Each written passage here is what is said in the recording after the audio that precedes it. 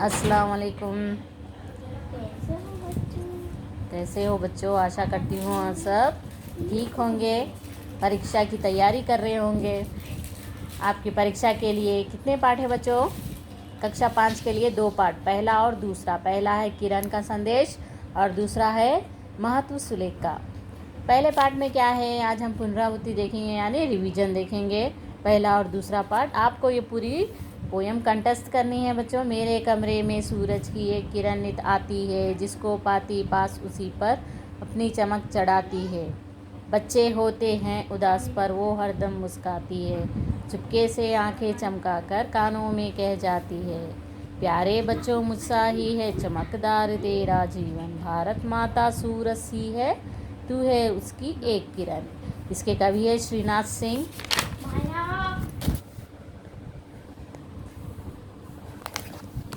शब्दार्थ है इससे संबंधित सूरज, सन, नित, डेली, चमक, शाइन, हरदम, ऑलवेज, चमकदार, ब्राइट, किरण, रे, पास, नियर, उदास, सैड, कहना, से, जीवन, लाइफ। सही विकल्प चुनिए। कमरे में सूरज की किरण कब आती है? नित आती है। बच्चों के मन में कभी कभी कैसा भाव उभरता है? उदासी का भाव। कौन सा भाव उभरता है? उदासी का। भारत माता किसके समान है? सूरज के समान है और बच्चों उसके किरणों के समान है। ठीक है। इससे पाठ से संबंधित प्रश्नोत्तर है। सूरज की किरण नित कहाँ आती है? सूरज की किरण नित मेरे कमरे में आती है। सूरज की किरण अपने पास वालों के साथ क्या करती है? सूरज की किरण अपने पास वालों पर अपनी चमक चढ़ाती है। सूरज की किरण बच्चों को चुपके से क्या कहती है? सूरज की किरण बच्चों को चुपके से कहती है कि तुम्हारा जीवन मेरा जितना ही चमकदार है। कविता में भारत माता और बच्चों को किनके समान बताया गया है? कविता में भारत माता और सूरज के समान और बच्चों को उसकी किरणों के समान बताया गया है। ये पर्यायवाची शब्द है बच्चों। सूरज के और कई अर्थ है, कई नाम हैं। आदित्य, भानु, भास्कर, दिनकर, दिवाकर, सूरज, रवि, ये सब सूरज के ही नाम हैं। सूरज के अलग अलग नामों को क्या कहते हैं? यानी कई सारे नाम ऐसे शब्दों को समानार्थी शब्द या पर्यायवाची शब्द कहते हैं। ठीक है। यहाँ पर पर्यायवाची शब्द है। चंद्रमा के 2 पर्यायवाची लिखे हैं। शशि, मयंक भी कहते हैं। पेड़ को वृक्ष और तरु भी कहते हैं। नदी को सरिता, तटनी कहते हैं। पक्षी को खग, विहग कहते हैं। हिंदी के अक्षर अंग्रेजी में लिखिए। किरण, रे, जीवन, लाइफ, चमक, शाइन, डेली प्रतिदिन या नित, ऑलवेज हमेशा, ब्राइट चमकदार। इससे वाक्य में प्रयोग दिए गए शब्दों से वाक्य बनाइए। ये भी है आपको। इस तरह से पहला पाठ पूरा होता है। दूसरा पाठ है महत्व सुलेख का। इसमें आपकी हैंडराइटिंग की सुंदरता के बारे में कहा गया है। आपका महत्व बताया गया है हैंडराइटिंग का, इसके बारे में जानकारी दी गई है।